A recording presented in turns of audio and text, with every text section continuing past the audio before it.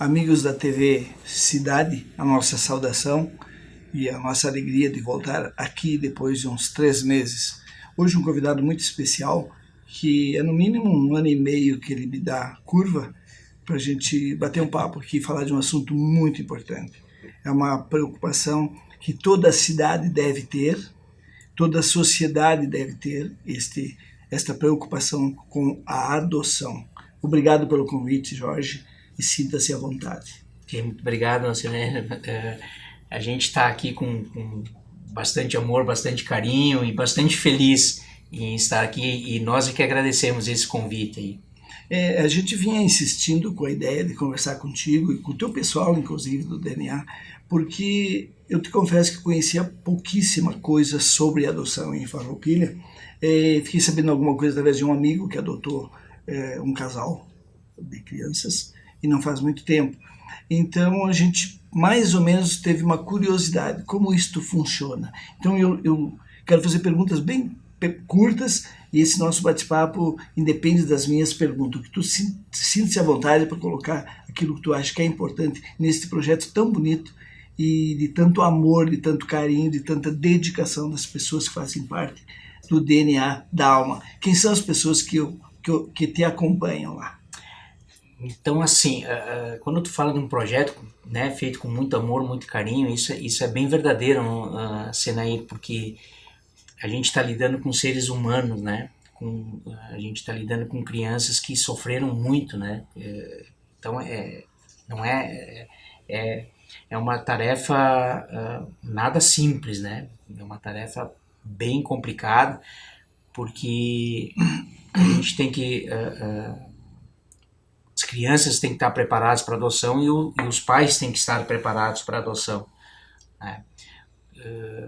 Então é uma tarefa assim, feita com muito carinho, muita dedicação, muito amor mesmo, né? O DNA da Alma, ele está hoje, esse ano, completando 10 anos, né?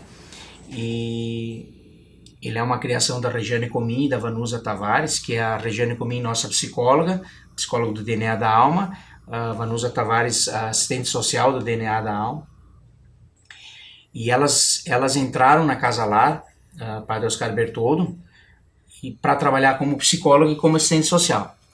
E chegando lá, elas encontraram uma quantidade grande de crianças aptas à adoção e que não tinham pretendentes à adoção, né? Porque a adoção ela se fazia vamos dizer assim, em Farroupilha e talvez em outras cidades, normal, a adoção do neném, do primeiro aninho, do segundo ano, do terceiro aninho. Até aí são adoções fáceis de fazer, né? Mas elas encontraram lá vários adolescentes aptos à adoção, sem pretendentes à adoção. E aquilo incomodou muito elas. E aí elas copiaram os grupos de adoção. A gente faz, isso é uma briga que eu tenho com Farroupilha, sabe? Porque se critica muito o nordestino. Mas qualquer cidade do Nordeste tem grupos de apoio à adoção. Nós aqui no Rio Grande do Sul, que a gente sabe é Farroupilha, Caxias, Lajeado estava criando um grupo de adoção, e Santa Maria. E Porto Alegre tem 2 grupos de adoção. 5 ou 6 cidades num estado. No Nordeste, cada cidade tem 5 ou 6 grupos de adoção, de apoio à adoção. Será que pela quantidade? Eu vou te dizer assim, Senel, porque o nordestino se preocupa com o ser humano. Será que é isso? O nordestino se preocupa com o ser humano. E talvez a nossa, não que a gente não se preocupa, o gaúcho, mas o gaúcho ele é muito turrão, né? O gaúcho é muito seco, o gaúcho é muito... o gringo, o italiano, parece que só quer trabalhar e acumular.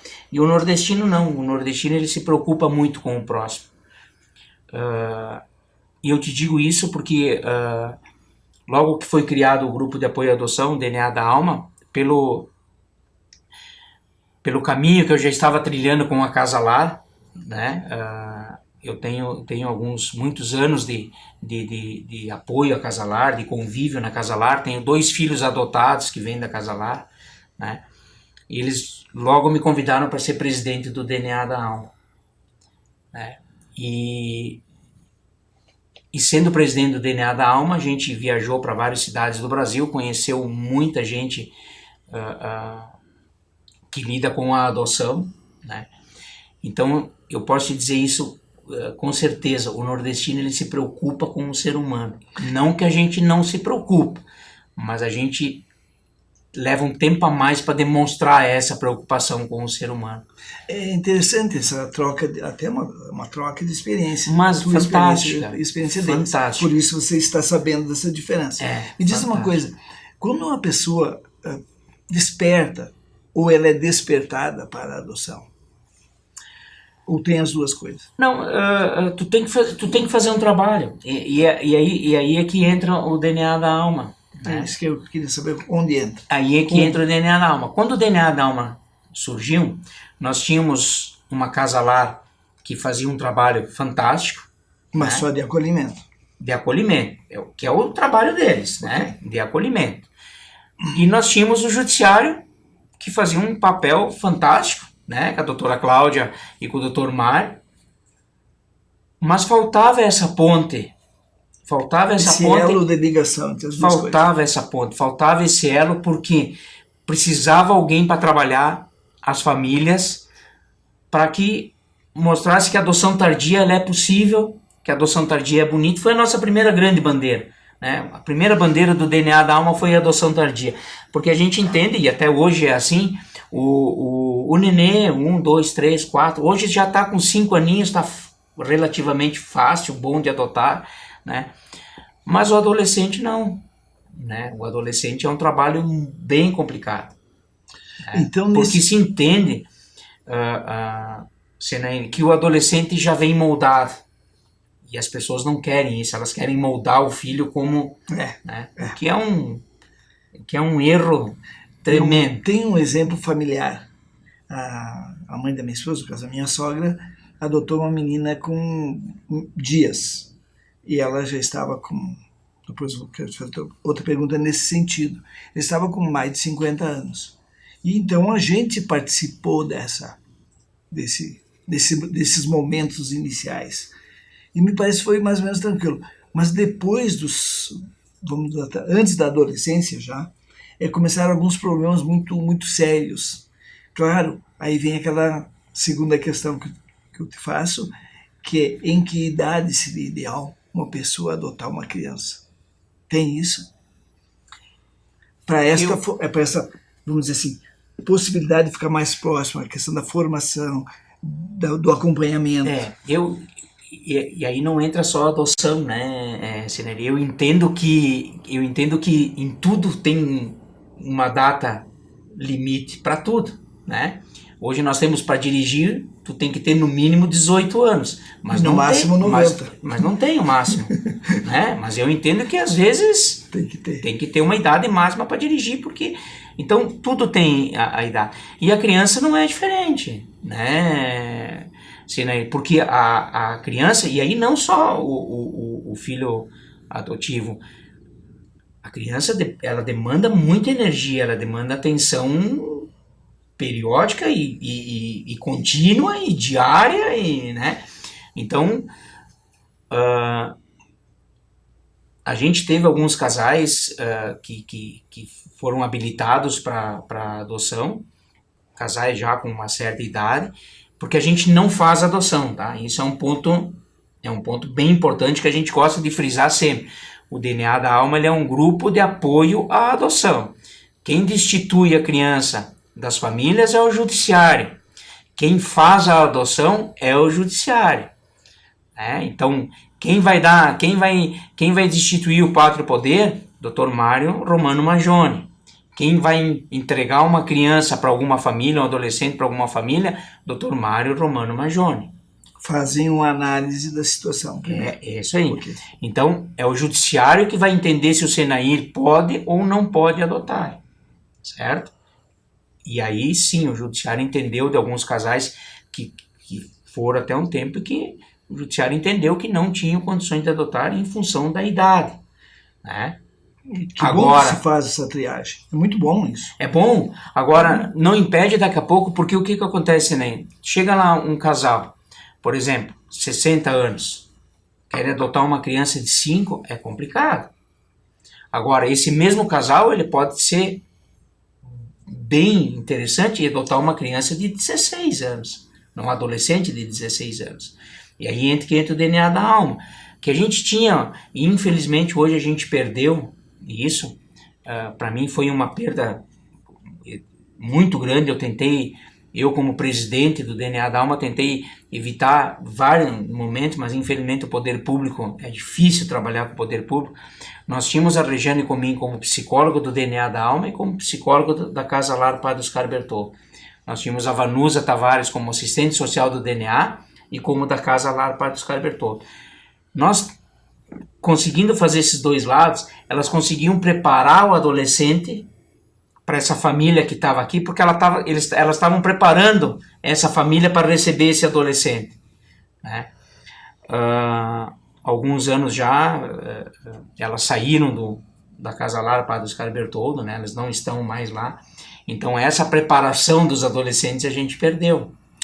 A gente continua preparando o casal aqui, mas a preparação para o adolescente ela se perdeu. E como é que se faz o casal que pretende, o pretendente que se chama, né?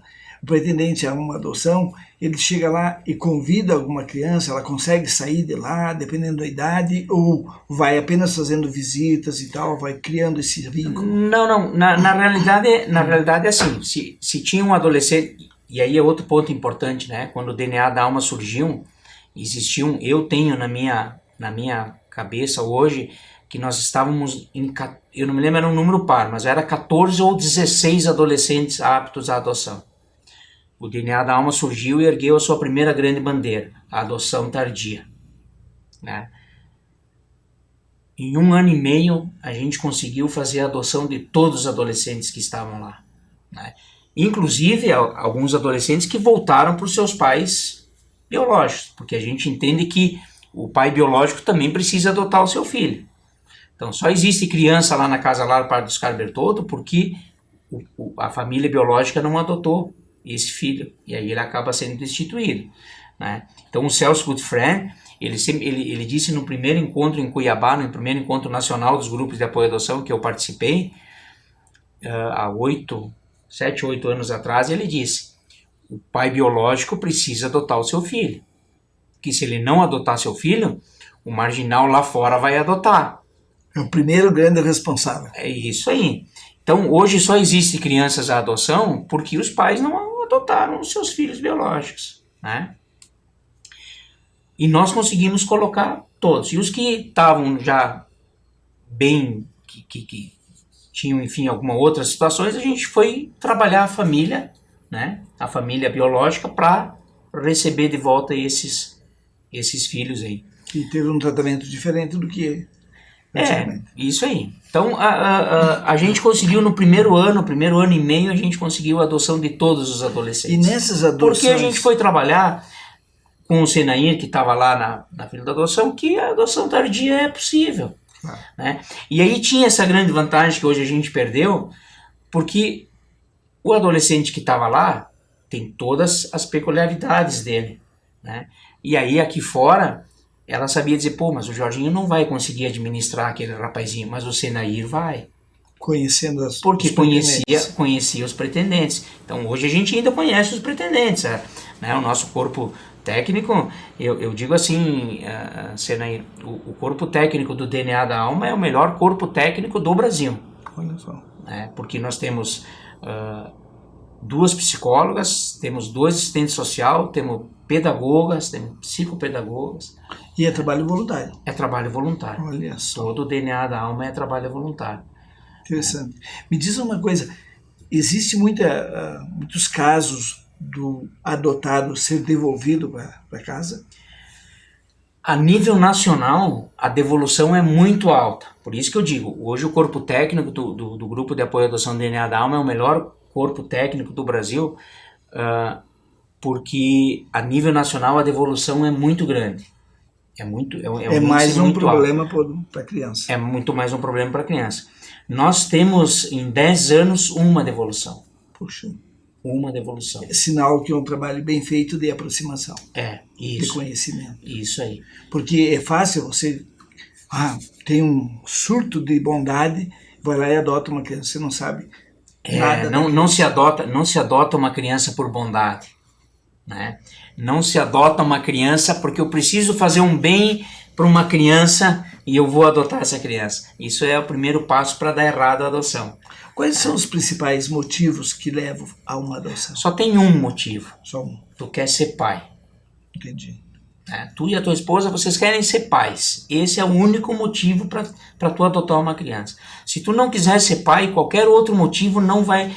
A tendência é não dar certo uma adoção. E tem muitos casais que querem ser pais e que faltam o quê?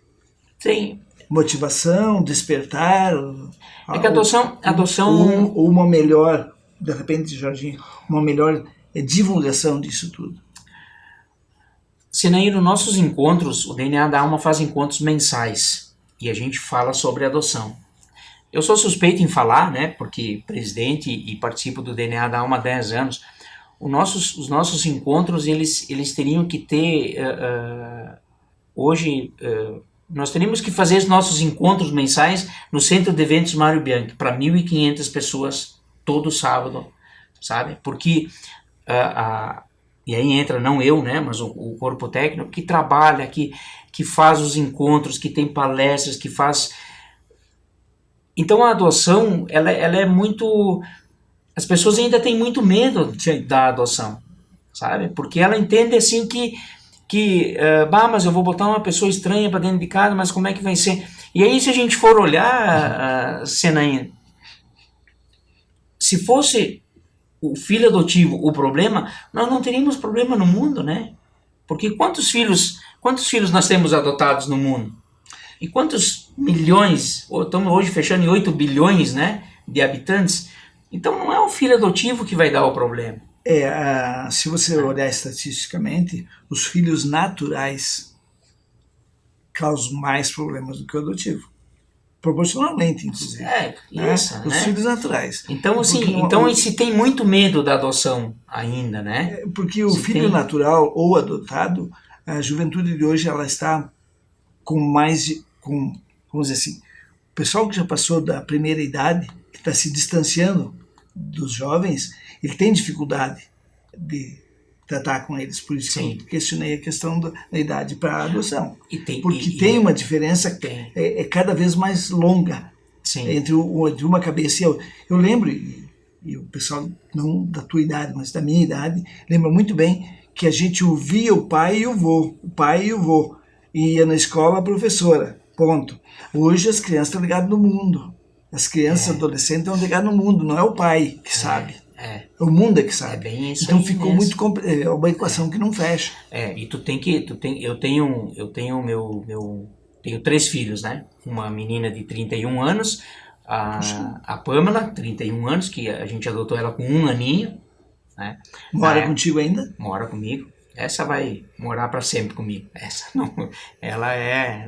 Que pai ciumento. Tem a Andressinha que tem 21, que está casada, e o Alencar que fez 21 agora, dia 6 de dezembro. E a gente tem que estar muito próximo a eles, né? Esse para mim é o grande... É a receita. É a receita. Tu tem que estar próximo ao teu filho, né? Porque tem que ser o melhor amigo dele. Não tem dúvida. O melhor amigo, mas pai, né? Exato. A gente tem que estar perto deles, cobrar quando tem que cobrar, né? Porque eles têm que sentir que a gente está preocupado com eles, né? Porque a gente não pode dizer sim, somente sim toda hora, né? A gente tem que dizer não. Mas aquilo que o Celso Goodfriend me falou lá 8 anos atrás, que a gente tem que adotar os filhos de forma completa, né? Isso para mim me marcou e é o que eu faço com meus filhos hoje, né? Até porque a partir do momento que tu traz uma criança para conviver contigo na tua casa, para te chamar de pai, a responsabilidade é a mesma que se fosse um biológico. É a mesma coisa. A mesma coisa. É isso que você trouxe para dentro de você. Esse é outro grande segredo para uma adoção dar certa, Senaína. quando a criança ou adolescente ela atravessou a porta da tua casa, ela deixou de ser teu filho adotivo para ser teu filho. Exato, exatamente. Tá? E tu tem que passar essa segurança, né? Tu tem que passar essa segurança para esse, principalmente quando é adolescente, né? O Alencar, nós adotamos ele com 8 anos, 8 para 9, estava completando quase 9 anos, e a Andressa estava completando, ia completar 10 anos. Né? Então tu tem que mostrar que a partir daí elas não saem mais daí.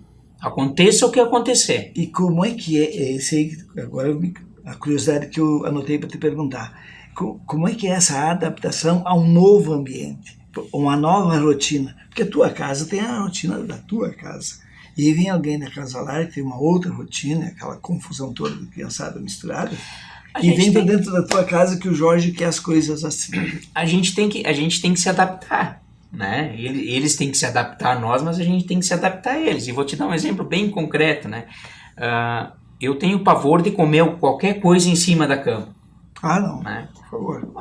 O Alencar, quando ele chegou lá em casa, a primeira coisa que ele pegava as coisinhas e ia comer em cima da nossa cama. Porque ele, algum lugar ele acostumou fazer isso. Isso aí, né?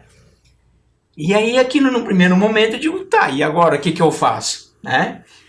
Mas a gente tem que... Chama ele para uma conversa, explica. Com 8 anos, já entende? Não, já entende, mas ele gostava daquilo. Né? Mas vai passar a gostar de comer na cozinha, na mesa. Sim, ele né? Mas tu não teve dificuldade quanto a esses hábitos? Não tive dificuldade. Porque no primeiro momento eu estava agora o que eu faço? Sim, mas no segundo momento a gente vai lá e come junto. Mas daqui a pouco a criança, como tu demonstra muito amor, e é o que falta muitas vezes, normalmente falta. Por mais que queiram dar amor dentro de uma casa lá, não é a mesma amor familiar. Não, isso tem como. Não, isso sem dúvida. Né? Aí a partir do momento Dr. Mário Majone disse uma vez num encontro, e ele disse o seguinte: se um dia eu sair de Farroupilha, precisar sair de Farroupilha e tiver que deixar com meus filhos com alguém, eu deixo na casa lar sem problema nenhum. Eu digo a mesma coisa. Né? Hoje, apesar de eu estar distante da casa lar, a gente se distanciou bastante por outras razões. Mas até então, no momento que eu estava vivendo a casa lar com bastante força e bastante frequência, sem dúvida nenhuma eu deixo meus filhos lá para cuidar 3 dias. Ótimo. Mas não para viver lá. Aí que está. Não para viver lá. Porque, assim, as tias que estavam lá na época, hoje eu não sei quem são mais essas tias que estão lá, davam todo amor, todo carinho, toda dedicação, mas elas tinham que cuidar de todos. Mas elas têm uma limitação. E tem uma limitação. Não são mães. Exato. Né? São tias, são cuidadoras. E quantidade de pessoas, né? Sim, então faziam um trabalho assim fantástico, um trabalho muito legal, mas não são mães, não são pais. Exatamente, né? aí vem o detalhe da individualização. Porque você tem uma com 30, outro com 20, outro com 20. São necessidades diferentes. Aí você individualizou a educação dele. Isso, sendo um menino de 8 anos. Aí você teve que focar nele. Eu tenho uma menina de 30 que tem um gênio, tem uma menina de 21 que tem outro gênio, e tem um menino de 21 que fez agora também outra maneira. Então são outras dinâmicas de abordagem. E outras surpresas na criação. Isso. Na criação. Isso aí. Eu tenho 3 filhos biológicos. Um do primeiro casamento e 2 agora. A menor está com 32 e a outra com 34. Mas o meu filho que tem 38, eu até convivi menos com ele. Mas são pessoas completamente diferentes em gênio, em atitudes, em maneira de encarar a vida, inclusive. Então eu imagino filhos de pais e mães diferentes se juntar numa família e ter um novo lar. E mais, né, talvez ali também, talvez não, é outro detalhe para a adoção ela dar certa. Essa criança, esse adolescente que está vindo para tua casa, ele vem com uma carga, às vezes, muito grande. Muito grande. Então é isso que tu diz, né? Tu tem 3 filhos dos 3 do mesmo pai. Eu tenho 3 filhos de 3 pais diferentes. E que 3 sofreram mães diferentes. Coisas diferentes. Né? Que marcaram na vida deles de forma diferente. Né? Então, tudo isso a gente tem que trabalhar. A gente não pode dar... Às vezes acontece, Senair, as pessoas tem filhos biológicos e filhos adotivos. Não pode haver tratamento diferente do filho biológico do filho adotivo. O que tem que ter um entendimento do filho adotivo, que ele pode estar trazendo uma carga muito grande. Então, tu tem que ter talvez uma paciência a mais, né? Não sei se essa é a palavra certa. Um entendimento melhor. Não pode ser tratado diferente. É filho, é filha.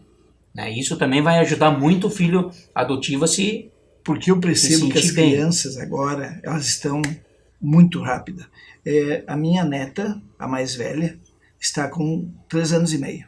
Ontem eu fui dar um beijo nela e disse, vô, corta essa barba. Olha essa idade para dizer isso. Vô, corta essa barba. Aí eu olhei para ela assim, mas é você, Catarina? A gente fica surpreso. Não, eles se governam hoje, né? Eles se dão a letra. Eles se governam. Jorge, infelizmente nós estamos... Agora, tu vai assumir um compromisso, e eu vou falar para essa câmera 1, o Jorge vai assumir um compromisso. Eu tenho 10 questões ainda, e para você falar mais sobre o DNA, como a gente chega até lá, o que nós podemos ajudar, eu quero dividir isso num próximo encontro. Então tu está com a câmera 3, né? Eu vou te atender esse convite aí, Senair, com muito amor, com muito carinho, e vamos trazer aqui a Rejane, a Vanusa, nossos outros psicólogos, quem sabe um programa todo especial com o DNA da alma. Vamos preparar, hoje foi... Vamos preparar, esse foi o primeiro de muitos, pode ter certeza disso. Fico feliz. E porque a gente precisa divulgar a adoção. A adoção é um caminho para ser pai e mãe, é um caminho maravilhoso, é um caminho que dá certo. Existem seus perrengues, sim, existem seus perrengues, existem suas dificuldades, mas como em qualquer paternidade, em qualquer maternidade, existe sua dificuldade. Eu quero dar um abraço muito especial para um amigo que eu tenho em Caxias, chamado José Peroni. É um irmão adotado também, porque a esposa dele e as cunhadas são minhas irmãs adotadas, que eu morei com eles para poder estudar. Então, considerado irmãos. Eu quero mandar esse nosso link para ele assistir. E o meu abraço muito especial para o Zé. E, de repente, se ele me permitir, eu vou contar a história do Zé enquanto praticou a adoção. É um exemplo a ser escutado. Não, que bom. Eu acho que todo exemplo que dá certo em todos os setores, né? Não só na adoção, né? Eu vou convidar, o dia que vocês vierem, ou num outro programa, eu vou convidar esse rapaz para vir aqui conversar sobre a experiência dele. Se ele aceitar, vai ser um exemplo a ser... todas as pessoas teriam que escutar o exemplo do José Peroni. Que bom, traz ele aí para a gente conversar. Muito obrigado. E mais, a nossa Suzane Schettini é uma gaúcha, hoje ela está radicada em Pernambuco, ela foi presidente da Associação Nacional dos Grupos de Apoio à Adoção. Ela sempre diz o seguinte, que a gente tem que ter atitude adotiva. Essa atitude adotiva não é só com um filho adotivo, é com um amigo Senair que a gente tem que ter essa atitude adotiva, é com um cliente no cartório Kunzler que nós temos que ter essa atitude adotiva, é com o nosso amigo que está atrás das câmeras que nós temos que ter essa atitude adotiva. Aí nós vamos ter um mundo com paz, com amor, com carinho, porque a gente tem que ter atitude adotiva com todas as pessoas. E isso vai fazer um diferencial muito grande na nossa humanidade, que está precisando dessa atitude adotiva hoje, né? Agora eu me convenci que o senhor não era só um sobrenome, que é uma bona lume, é uma boa luz. Obrigado pela mensagem. Obrigado a todos aí, Marcelo. Um grande abraço a todos e até a próxima.